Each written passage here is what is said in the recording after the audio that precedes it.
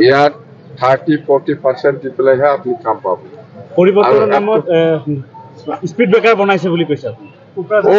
বনাইছে, এইটোতো গানে ওলাইছে। কোকৰাঝাৰটো খাৰিগাঁও পৰিৱৰ্তন মানে স্পীড ব্ৰেকাৰ এনেকুৱা গান ওলাইছে।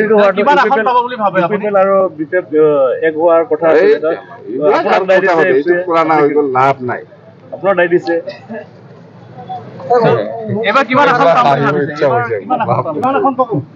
20+।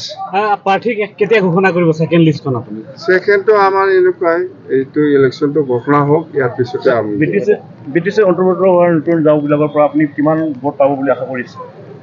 100% এজন দুজনটো মিছ হ'ব পাৰে, এজন দুজন মিছ হ'ব পাৰে, এজন দুজন থাকিব UPPL ছাপৰ্টাৰ, কিন্তু 100ত 90% UPPL ছাপৰ্টাৰ। হেলিকপ্টাৰ আহিছে, মই মিছা কোৱা নাই, হেলিকপ্টাৰ আহি পাইছে। মানে পইচাৰ প্ৰব্লেম, তেল ভৰাবাৰ জানে, তেল ভৰাই পেলাই আহিব পৰা নাই, নহ'লে হেলিকপ্টাৰ লৈ আহিলে হয়।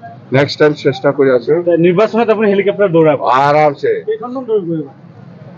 আপটো গহপুৰ যাব, ভালুকপুং যাব, জয়চিটি যাব, এই যে 9 মাইল, এই বাটাচিপুৰ, বেলশ্ৰী, মুঠতে চব। এইবাৰ চৰকাৰ বনাব খাটাং BPF। 100% চৰকাৰ BPF।